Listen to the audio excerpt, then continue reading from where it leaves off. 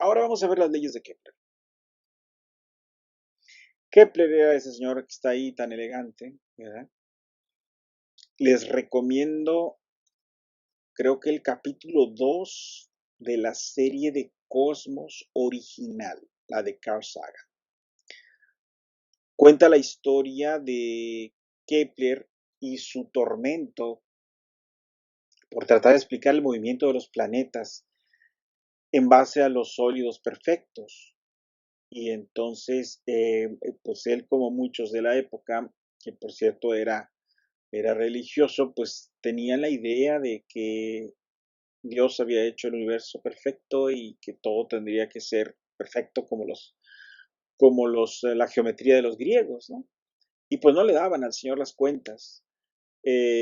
Supo por ahí que el astrónomo observacional que hacía las mediciones más precisas de su época era el Tycho Brahe, Ticho para los cuates, o Tico, porque el primer astrónomo costarricense, ¿no? Bien, no, el señor no era de Costa Rica, a pesar de ser tico, él era de los Países Bajos, ¿no? De Netherlands, Holanda y eso. Bueno, entonces, al parecer tuvieron problemas porque el tico era como buen astrónomo observacional, era muy pachanguero y en cambio Kepler pues era teórico y matemático y él era un señor serio, ¿no?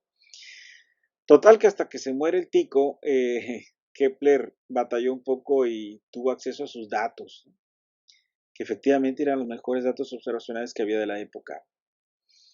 Y se dio cuenta, analizando sus datos, y creo que se tardó muchísimo, como 30 años o algo así, para encontrar el truco.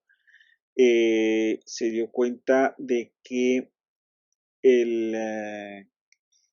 lo que mejor ajustaba a las órbitas planetarias no eran círculos perfectos, eran elipses. Se dio cuenta de otras cosas, pero yo creo que eso es lo fundamental fue esto. ¿Por qué? El profesor Carl Sagan en su serie de televisión nos hace notar este hecho como un hito trascendente en la ciencia moderna, porque Kepler estaba fascinado con la idea de que el universo era perfecto y no le daban los números. Y entonces, a pesar de que él lo deseaba con todo el corazón, ¿qué hizo el señor Kepler? Hizo a un lado sus creencias, hizo a un lado sus esperanzas y se hizo la pregunta que todos los científicos nos tenemos que hacer. ¿Qué me dicen los datos? ¿Qué me dicen los datos? Y en base a qué te dicen los datos, haces tus interpretaciones. Y eso es un parteaguas en la ciencia moderna. Eso es decir, órale, pensamiento objetivo, crítico, método científico. A pesar, en la segunda serie de Cosmos, donde ya sabe Neil deGrasse, nos enseña que ya desde antes las ideas que dieron origen al método científico ya estaban entre algunos pensadores mucho anteriores a Kepler, pero desgraciadamente la Edad Media nos dio borrón a muchas cosas, ¿no? Sin embargo, ya se sabía o ya se tenía idea de que el conocimiento más certero y más preciso de la naturaleza tenía que ser despojado totalmente de deseos de a dónde queremos llegar, ¿no? Sí, claro, tienes una idea, pero si los datos te llevan a otra parte, te mueves a esa parte, ¿ok? Por eso es súper trascendente conocer las leyes de Kepler, porque significan eso para la ciencia moderna, ¿ok? Bueno, entre otras cosas, aquí hay un dibujito que les muestra, por ejemplo, la trayectoria de los planetas que tienen órbitas retrógradas. Entonces, difícil de entender esto de las órbitas retrógradas si uno no tiene idea de cómo está moviéndose los planetas. ¿Okay? Estas órbitas retrógradas significa que en el cielo, al pasar los días, yo veo que se mueve un planeta con respecto a las estrellas de fondo y de repente echa para atrás, echa reversa. Y luego después vuelve a seguir y eso así como que, ¿y eso qué hizo el planeta? ¿Qué es? ¿Por qué lo hace? Y es un efecto geométrico de estar nosotros en una órbita más interna con respecto a ese planeta. Imagínense que van jugando carreras con Marte, pero Marte va más lento, nosotros lo rebasamos y de repente Marte se nos queda visto nosotros hacia Marte. Es como si Marte se hubiera detenido y después que seguimos moviendo sigue avanzando Marte. Y es un efecto muy bonito que se explica con el movimiento orbital. Entonces, si tenemos todos esos puntitos y no nos dan círculos, dice, esto no puede funcionar con círculos. Pues es que no son círculos las órbitas. A mí se me hace muy difícil de imaginarme los problemas que tuvo Kepler para llegar a sus tres leyes, ¿no? Sin las herramientas que había. Ustedes van a demostrar las leyes de Kepler ahorita en unos minutos, lo que a Kepler le tomó años de su vida. ¿Ok? Vamos a ver si estamos. Esos son ustedes ni yo mejores que Kepler, el señor, mis respetos. Bien, la primera ley de Kepler dice que las órbitas de los planetas son elipses tendiendo al Sol en uno de sus focos. La segunda ley dice que el radio vector que une a cualquier planeta con el Sol barre áreas iguales en iguales intervalos de tiempo. Esta se me hace rarísima de cómo es que se le puede ocurrir uno de eso. Y la tercera ley dice que para cada órbita planetaria el cubo del semieje mayor es proporcional al cuadrado de su periodo. Bien, ahora vamos a escuchar al profesor Kepler hablando. ¿Vale? Kepler's first law states, all planets move in elliptical orbits with the Sun at one focus and the other focus empty.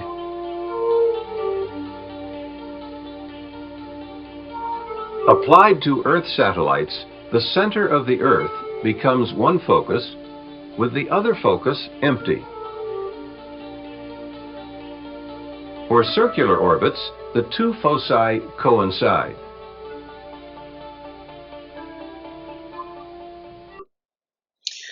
Entonces, quedó claro, ¿verdad? No solo aplica a los planetas alrededor del Sol. Realmente cualquier objeto es un problema de dos cuerpos. Cualquier objeto que gire en torno a otro que es más masivo va a satisfacer esta ley. Entonces, el movimiento es elíptico y pudiera ser que sea prácticamente circular, que es una elipse muy pequeñita, como el caso de la órbita terrestre. Kepler's second law, the law of areas, states, the line joining the planet to the Sun sweeps over equal areas in equal time intervals. when a satellite orbits, the line joining it to the Earth sweeps over equal areas in equal periods of time. If areas 1, 2, and 3 are equal, times 1, 2, and 3 are also equal. Therefore, the speed of the satellite changes depending on its distance from the center of the Earth.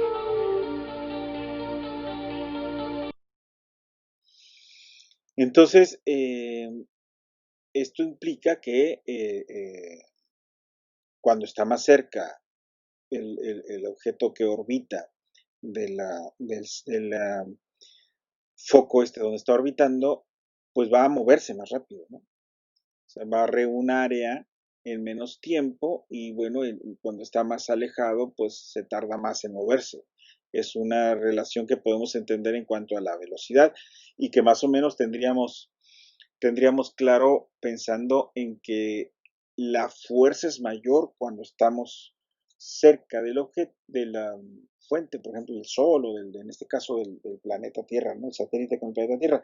Es más fuerte la gravedad ahí porque la distancia es menor y por lo tanto puede influir a moverlo con mayor aceleración. ¿Ok? Vamos a ver lo que sigue. Kepler's third law, the law of periods, relates the time required for a planet to make one complete trip around the Sun to its mean distance from the Sun. For any planet, the square of its period of revolution is directly proportional to the cube of its mean distance from the Sun.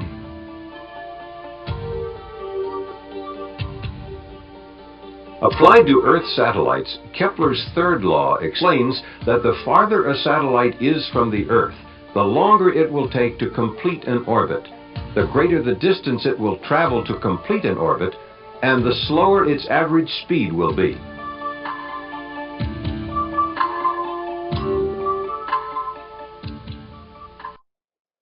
Ok, esto pareciera muy natural, pero no necesariamente lo es.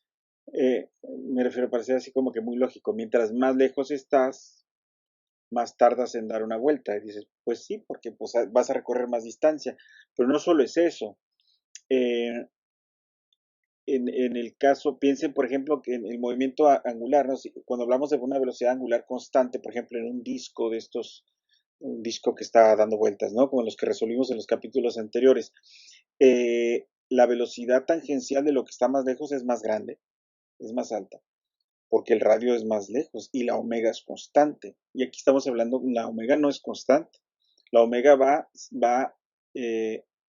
siendo cada vez más lenta conforme me voy alejando del centro. Por eso estos se llaman órbitas keplerianas. En astronomía usamos mucho esa palabra de órbitas keplerianas o de un disco kepleriano cuando nos referimos, por ejemplo, a un disco de una galaxia o lo que sea, ¿no?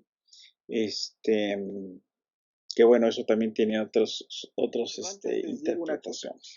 El señor Kepler sacó sus leyes, esas leyes, tal cual, con las observaciones del amigo Tycho. No ocupó nada más y tardó más de 30 años en sacar, creo, sus leyes, ¿no? No había herramientas matemáticas y por supuesto tampoco computacionales para hacerlo y lo hizo. Y le dio. Y pudo saber cómo. Pero hasta la llegada de la gravitación universal no sabíamos el por qué. Este señor que está aquí en la foto, Edmund Halley, conocido por el cometa Halley, él estaba enloquecido ahí con el cometa y tal, y estaba segurísimo que el cometa que vio, o que les tocó ver en su época, cometota, enorme, grande y bonito, era el mismo que se había visto antes, en otras épocas y que había quedado registrado. Entonces, una periodicidad alrededor de poco menos de 80 años, 76 años, pero no lo tenía él muy claro y quería comprobar que sí era. Él sabía que Newton había elucubrado en su juventud la teoría de gravitación universal. De hecho, a casi la edad que tienen ustedes, chavalos, ¿no? A los 23 años, Newton se le ocurrió lo de la manzana. Bien. Entonces, pero nunca lo publicó. Entonces Halley, que sabía no sé cómo esas cosas, estuvo dale y dale dándole lata a Newton y ándale, no manches, mira. O sea, Halley lo que necesitaba era el sustento, la fórmula para poder hacer la predicción del regreso de su cometa. Había una necesidad. Y entonces, no sé, hay gente que tiene el don de la persuasión y estuvo dándole hasta que el otro dijo, órale, pues ya.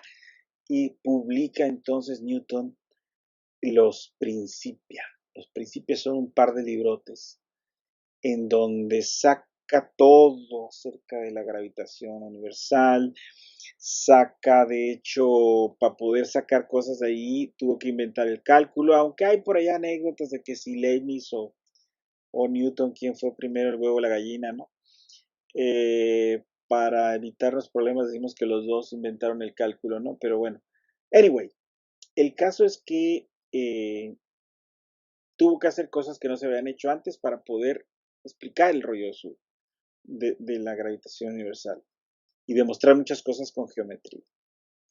Entonces Edmond Halley ya era feliz porque tenía su ecuación y pudo predecir cuándo iba a volver a pasar el cometa Halley. Evidentemente con un periodo de 76 años, pues el señor, que no tenía 15 ni 20, pues murió antes de que llegara el cometa de nuevo. Sin embargo, el cometa llegó cuando él predijo que iba a llegar. Entonces, pues a partir de ahí se le llamó el cometa Halley, ¿no? Y bueno, entonces esto es súper interesante la historia detrás de esto porque vamos ahorita a ver qué onda con Newton y cómo es que con su teoría nos ayuda a entender a las leyes de Kepler. Vamos a demostrar la segunda ley de Kepler, la cual se me hace rarísima de cómo la habrá descubierto el señor Kepler, pero bueno. Entonces, recordemos que la segunda ley de Kepler nos dice que aquí está el Sol, aquí está el planeta, ¿ok? Y conforme el planeta se mueva, va a llenar un área el radio vector y decimos, el área que rellene en un tiempo dado va a ser la misma. Por ejemplo, si se tarda un año, si te tarda un mes en moverse de aquí a acá, o si se tarda un mes en moverse de aquí hasta acá, esta área, toda el área que hay aquí, va a ser la misma área que hay acá. Eso es lo que dice. No importa de qué punto a qué punto. Si se tarda un mes, deberían dar iguales todas esas áreas. Tómala. ¿Cómo llegar a esa conclusión con las mediciones del Tico? No tengo ni idea, muchachos, la verdad. Por eso creo que era un genio el señor Kepler, ¿no? Más que, y además un genio de paciencia, qué bárbaro. Bueno, aquí lo vamos a hacer en 3 patadas. Supóngase que tienes un planeta M orbitando alrededor de una estrella M mayúscula. Y que son lo único que existe en el universo, no hay nada más que los jale para ningún lado, bla, bla, bla. Ese sistema se sostiene solamente por la fuerza de gravedad. Entonces, ¿qué quiere decir? Que no hay fuerzas externas. Podemos aproximar el movimiento de los planetas con el Sol así, porque el Sol es tremendamente masivo y entonces la fuerza gravitacional de los otros planetas es realmente pequeñita, aunque sí tiene que ver, pero casi nada, ¿no? Bien, entonces este es el truco, muchachos. Fuerzas externas no hay en un movimiento entre esos dos cuerpos. Por lo tanto, ¿qué? Sumatoria de torcas, damas y caballeros, no hay torcas externas porque no hay fuerzas externas. Y eso implica que no hay cambio en el momento angular. Y eso implica que el momento angular es constante y es I por omega. ¿Ok? La velocidad va cambiando conforme esto se va moviendo. ¿Eso qué significa? Omega es de teta en dt. Y la I que es mr cuadrada, es un objeto girando en torno a otro. Entonces, vamos a ver, préstale una R de aquí, tienes 2, préstale una a este. Vale. Me queda M por R y esto que está aquí. ¿Okay? Y a esto que está aquí, regálale un medio. Vale, pues le regalo un medio a ese, le regalo un medio, pero claro que si le pongo un medio aquí, tengo que meter un 2 acá, ¿verdad? No pasa nada. Bueno, ¿qué te quedó encerrado? Caray, pues no sé. Pues checa acá tu dibujito.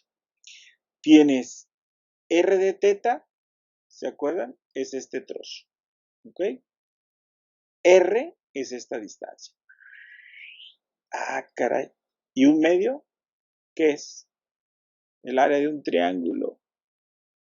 El área de un triángulo. Esto es un área y esta es unidad de tiempo.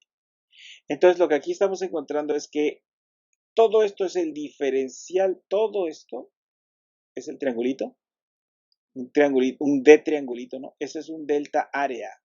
Todo esto es un delta área. Entonces, dA en dt, ¿ok? Acá afuera me quedó un 2 y una m. La m no varía. El planeta nos está desgarrando, ¿verdad? Entonces, si esto dA en dt por 2m es L, y este 12 me lo paso dividiendo, me queda que dA en dt es igual a L entre 2m, pero L ya habíamos dicho que era constante, el 2 es constante, la m es constante, por lo tanto dA en dt es constante. ¿Cómo ven? Demostrada la segunda ley de Kepler prácticamente en 3 renglones, la neta. 1, 2, 3. El cuarto ya nomás fue para poner la cajita, ¿no? Eso es, chicos. Yo creo que Kepler hubiera sido muy feliz si supiera esto de la conservación del momento angular. Ustedes sí lo saben. Por lo tanto, ustedes deben ser más felices que Kepler. Kepler sí, así que ya después no le fue tan bien, ¿verdad? Pero bueno, en fin. Eso es, chicos. Así demostramos la segunda ley de Kepler. ¿Ok? Lo que sigue. Demostración de la tercera ley de Kepler. Vamos solamente por simplicidad a suponer una órbita circular. Esto aplica si la órbita es como ustedes quieran, pero nada más para no meternos en problemas. Es otra vez un objeto de masa m chiquita en torno a un objeto de masa m grandota. Otra vez no hay fuerzas externas, la única fuerza es la gravedad. Y entonces, si un objeto gira en torno a otro, la fuerza de gravedad debe ser la culpable y responsable de la fuerza centrípeta. Piénsenlo tantito. ¿Sí? Agarren un objeto con un hilito así, ¿sí? Cortas el hilito y se va el objeto, eso no, pues sí. En el caso de la Luna con la Tierra, la fuerza de gravedad, la fuerza centrípeta. La fuerza de gravedad, ustedes ya saben cuánto es, menos G m entre R cuadrada. La fuerza centrípeta, ya saben cuánto es, m omega cuadrada R. Le voy a poner el mismo signo porque van anti, ¿no? Si yo estoy jalando al objeto, ¿no? Si el centro es el planeta Tierra y la Luna es el otro objeto, el vector radial va a la Luna, pero el jalón de la Luna va para acá. Bien, entonces los signos se van al bye-bye, la masa del objeto pequeñito se va al bye-bye y me queda esto. Me queda Gm igual a omega cuadrada R cúbica. ¿Ven? ¿Qué es omega?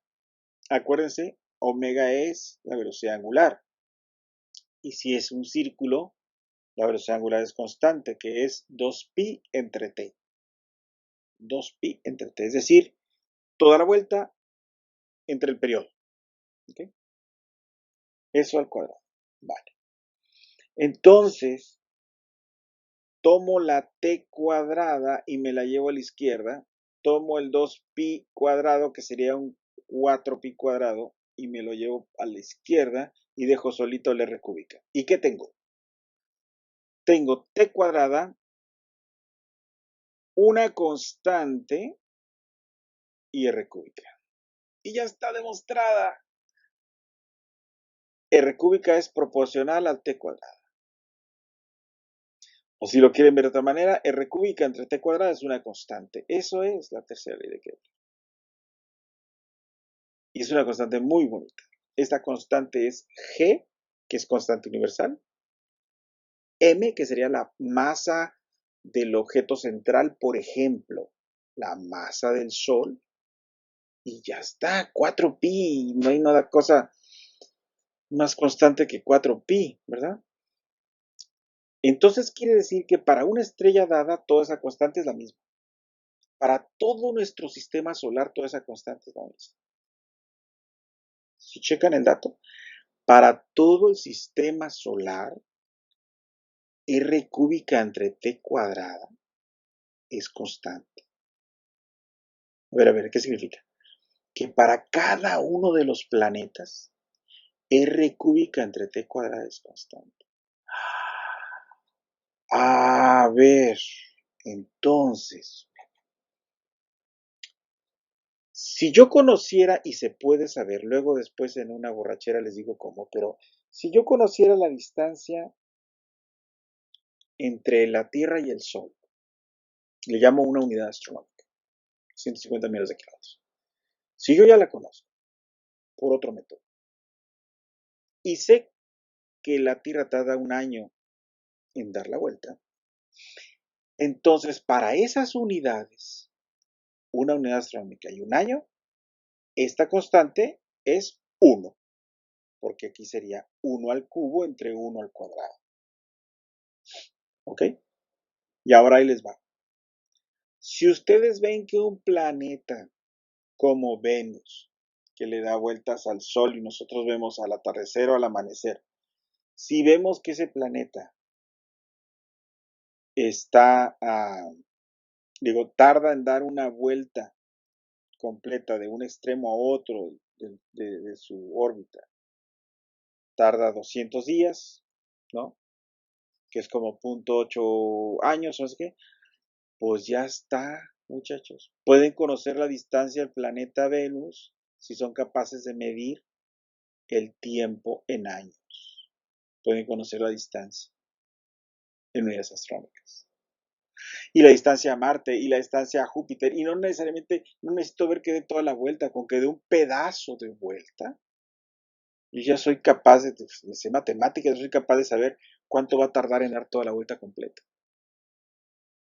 Neptuno no necesita dar una vuelta para saber yo cuánto tarda en dar una vuelta. Entonces, ¿qué quiere decir, muchachos? Que gracias al amigo Kepler podemos tener idea de la distancia de los planetas. Desde hace muchos años podemos saber cuál es la distancia de los planetas. Tómala ya. ¿No? ¿Ven? ¿Qué portento del conocimiento humano? Observando puntitos en el cielo podemos tener idea de la distancia de los planetas. Digo, súper chidísimo esto. Una gráfica logarítmica, porque si sacamos el logaritmo de t cúbica y el logaritmo de t cuadrada, pues es una relación lineal, ¿no? Los logaritmos. Aquí están, miren, Mercurio, Venus, Tierra, Marte. La Tierra está en 1,1, por supuesto, ¿no? Un año y una unidad astronómica, pero aquí están los demás, Marte, Júpiter, Saturno, Urano, y hasta el amigo Plutón, que ni siquiera es planeta ya, ¿verdad? Pero fíjense qué bonita gráfica. Y aquí están los datos, ¿sí? El tamaño de las órbitas, del semieje mayor de las órbitas en metros. Para Mercurio, Venus, la Tierra, el periodo en años, y la relación t cuadrada entre a cúbica, ¿ok? Con estos valores, ¿no? Entonces es alrededor de 3, 2.96, 2.98, 3.01. O sea, errores que son menores al 1% prácticamente, ¿no? O sea, el 1% de 3 sería 0,3, ¿no? Este sería el más grandote, el de la Tierra. Pero ven lo maravilloso de esto. O sea, con una precisión brutal, somos capaces de conocer, midiendo el tiempo, somos capaces de conocer la distancia de los planetas. Esto es una maravilla, chicos. Una verdadera maravilla. Si a ustedes no les maravilla eso, entonces yo no sé qué les va a maravillar. Pero esto es fascinante.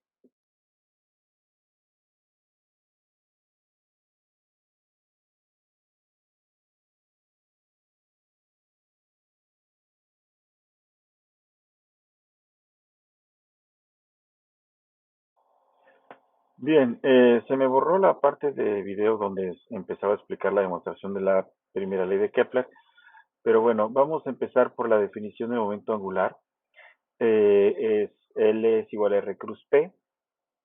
Sabemos que la P es el ímpetu lineal, es masa por velocidad y si sacamos la masa de este producto, tendríamos el producto cruz R cruz V, que a su vez la V de velocidad es omega cruz R. Entonces, si estamos hablando de un movimiento alrededor de un cuerpo en un plano, entonces tanto el momento angular como el vector de posición son perpendiculares y la velocidad tangencial también es perpendicular a estos dos. Entonces tendríamos que, no necesitamos aquí ningún ángulo, todos son de 90 grados y el momento angular me quedaría como m omega r cuadrada. Vamos a usar estas definiciones para la velocidad y la velocidad angular. es una notación común en mecánica usar un punto para denotar una derivada temporal. Entonces, R punto es de R en dt, teta punto es de teta en dt. Entonces, omega, que es de teta en dt, se puede escribir como teta punto. ¿Ok? Entonces, bueno, L, que es igual a mr cuadrada teta punto, es una constante. Entonces, ¿de dónde vamos a partir? Vamos a partir de la energía, la conservación de la energía. La energía total del sistema es un medio de masa al cuadrado más UR, que sería la energía potencial. Cinética y potencial. Y la cinética está compuesta por una parte que es lineal y una parte que es angular. ¿Sí? Entonces, tenemos aquí, digamos, la velocidad en esos dos componentes. La velocidad es una parte radial y una parte angular. Y si se eleva al cuadrado, pues es el producto punto del vector velocidad consigo mismo, lo cual nos da este producto que es r punto elevado al cuadrado más este producto que es r teta punto elevado al cuadrado. Entonces, donde entra la velocidad cuadrada, aquí se sustituye por esto de acá. ¿Ok? Entonces, ya de aquí ya jugar un poquito, se multiplica el 2 por la E y por la U, se juntan la E con la U, se trae esto, o más bien la U se pasa para el otro lado y se le da vueltas a la ecuación. Me queda esto en la izquierda, esto en la derecha, y luego tomo esto de aquí que está acá, ¿verdad? Mr cuadrada teta punto cuadrada, lo comparo con mr cuadrada teta puntos, es elevar al cuadrado la L cuadrada, y luego dividir entre una m y una r cuadrada, y entonces tendríamos exactamente este término, ¿ok? Es L cuadrada entre mr cuadrada, se pasa restando y quedamos aquí, ¿vale? Bien, aquí está, esa es la parte en la que lo estamos diciendo, utilizando. Posteriormente despejamos R punto, que sería la velocidad, y sería la raíz cuadrada de esto que está aquí, ¿ok? Ahora bien, si hacemos unos cuantos cambios de R en de teta, es igual a R punto entre teta punto, y eso es igual a R punto entre este término que habíamos puesto aquí, L entre MR cuadrada.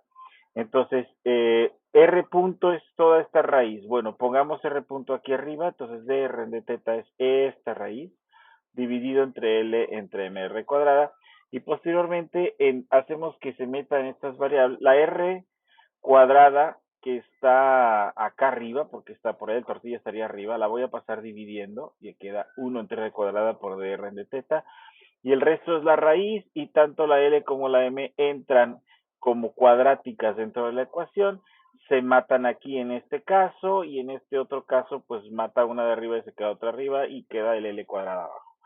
Esta expresión maravillosa la vamos a seguir trabajando, ¿vale? Bien.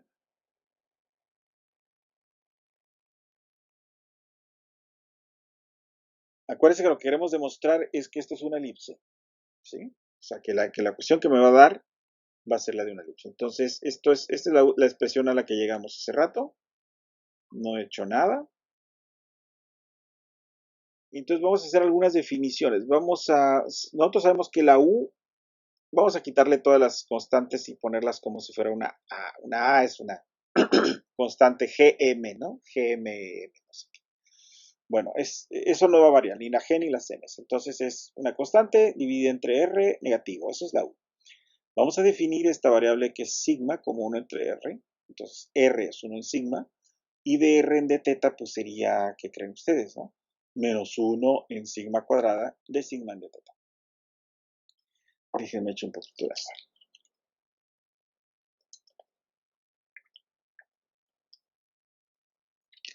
Bien, entonces, teníamos una expresión para dr en de teta. No puedo echarme para atrás en este momento porque estoy grabando, pero bueno, la expresión anterior que teníamos de dr en de teta por 1 entre r cuadrada por dr en de teta, pues sería sigma cuadrada, que es esto, 1 entre r cuadrada, y sería el dr en de teta, que es esto que está aquí. ¿Ok? Y lo ponemos aquí. Y sustituimos, por acá había la u, y la sustituimos como a por A entre R, que no es otra cosa más que A por sigma, ¿no? Y el signo contrario. Y aquí había algo como 1 entre R cuadrada, pues sigma cuadrada. Ok. Entonces, este sigma cuadrada lo vamos a pasar dividiendo. No, este sigma cuadrada se va con este sigma cuadrada. Entonces, a toda la expresión, a ambos lados de la ecuación, los elevo al cuadrado. Elevo al cuadrado esto y se eleva a la raíz. Luego juego con esto un poco, es decir, factorizo la e. No factorizo, separo. Multiplico este término por cada uno de estos y tendría 3 términos. ¿Okay? Luego tengo que recordar, luego voy a aplicar esto. Voy a definir P como L cuadrada entre A por M. Son puras constantes. Acuérdense que L es cuadrada. L es constante, A ya dijimos que era constante y M es constante. Entonces, defino P así. Para sustituir en lugar de la A, pues pongo 2 entre P y en lugar de no sé quién, etcétera, ¿no? Entonces, voy poniendo cosas. Luego hago una separación de variables. Aquí completo el trinomio cuadrado perfecto con estos dos. Completo sumando y restando un 1 entre P cuadrada, de tal manera que puedo expresarlo ya como una cosa al cuadrado, pero con este término aquí, para que lo haga. Luego me traigo este cuadrado para la izquierda. Aquí ya tengo una suma de cuadrados y tengo esto en el lado derecho. Y vuelvo a hacer otra definición. Le llamo epsilon a todo esto. Le llamo epsilon a todo esto. ¿Sí? A la raíz de todo eso. De tal manera que entonces tengo una ecuación formada por 3 cuadrados, ¿no? De sigma en dθ al cuadrado, sigma menos 1 en p al cuadrado, igual a epsilon cuadrada entre p cuadrado. Hasta ahí parece que nada más estoy jugando con variables, invento variables, pongo y quito, ¿verdad? Lo cual. Bien, entonces, ¿qué sigue? Pues resulta que d sigma en dθ, si lo despejo, pues sería la raíz cuadrada de esta diferencia de cuadrados, ¿verdad? Y entonces yo podría, todo eso tiene sigma, todas estas eran constantes, y tengo a la sigma, que es la variable, entonces toda la raíz la paso dividiendo, y el dθ lo paso multiplicando, y entonces integro. Integrar dθ, pues es fácil, ¿verdad? Pero integrar esto, ¡ay carajos! Pues ¿cómo le hago? Bueno, acuérdense de los cambios de variables que aprendieron en la prepa. Entonces, definimos unas nuevas variables, la variable k como epsilon entre p, la variable sigma, perdón, mu como sigma menos 1 en p, que sería lo que está aquí adentro, y entonces tengo que esta raíz cuadrada es esto, es k cuadrada menos mu cuadrada. Y si recuerdan cuando eso de hágase u arcotangente de z y todo eso, ¿verdad? De los métodos para resolver estas cosas, hacemos un triángulo rectángulo para que esto me está diciendo que la K es la hipotenusa y que la mu es la otro cateto y que esto es un cateto porque es una diferencia. Entonces mu sería igual a K por el coseno de este ángulo Z y el diferencial de mu sería menos K seno de Z de Z y entonces esta cosa que está aquí sería K por seno de Z. ¿Sí? Entonces mi ecuación que tengo aquí la sustituyo.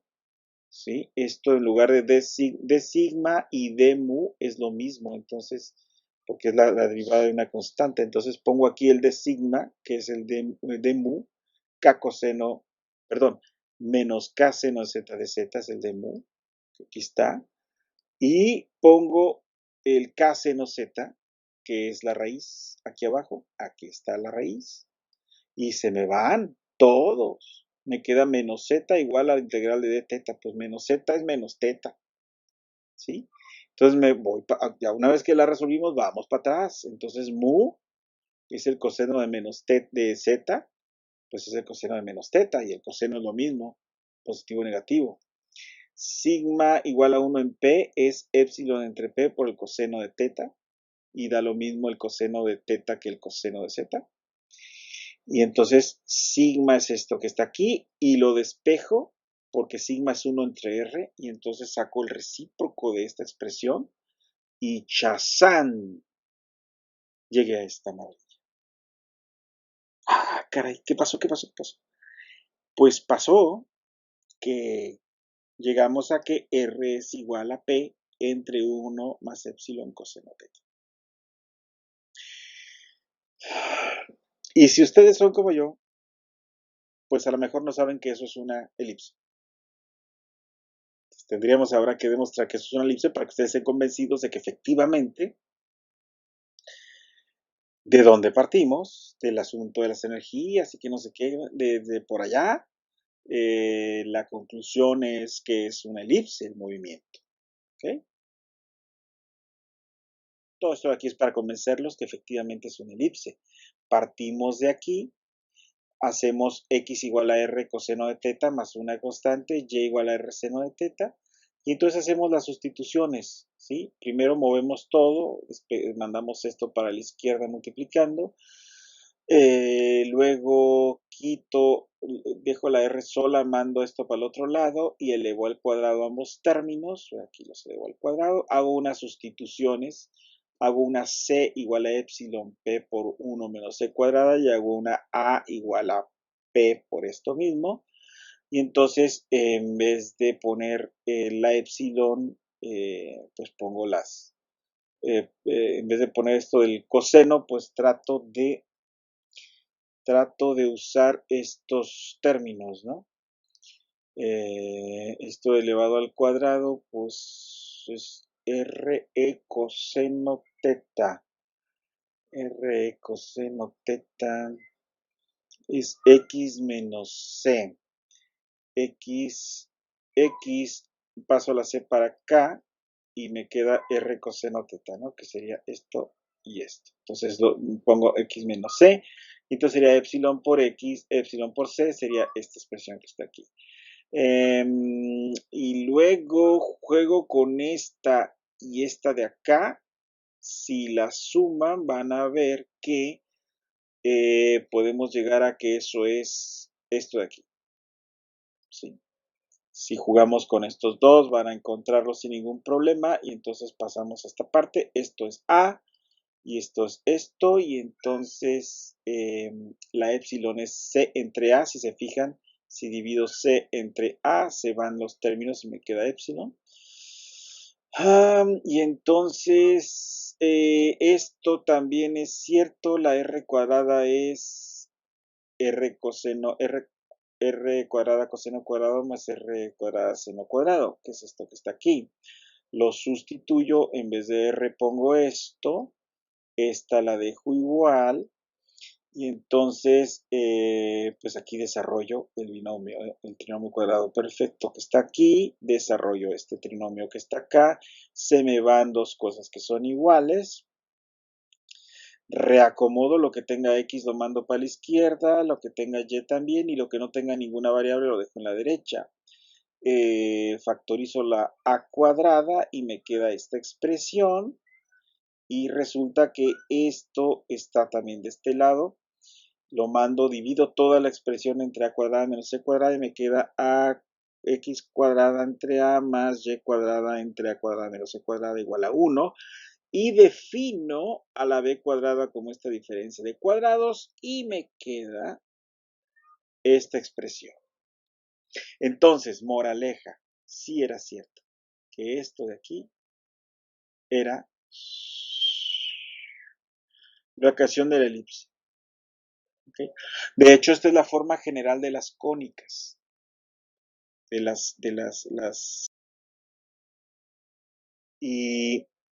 de acuerdo a los valores que obtenga la epsilon, podemos tener todas las cónicas. ¿Se acuerdan? Si ustedes tienen un cono y un plano que lo parte de diferentes maneras, pueden obtener círculos, parábolas, elipses, hipérbolas, e incluso cuando es rasante, pues obtenemos la recta, ¿verdad? Bueno, todo eso depende del parámetro epsilon. Si epsilon tiende a infinito o a menos infinito, tenemos una recta. Si epsilon es cero, tenemos un círculo, la órbita más estable. Y si tenemos un valor negativo o un valor positivo, tendríamos o la elipse, como lo acabamos de ver ahorita, que consideramos que epsilon es positivo, o la hipérbola. Y si tenemos epsilon igual a 1, tenemos la parábola. O sea, las cónicas, todas las cónicas tienen que ver con los valores que vaya obteniendo epsilon.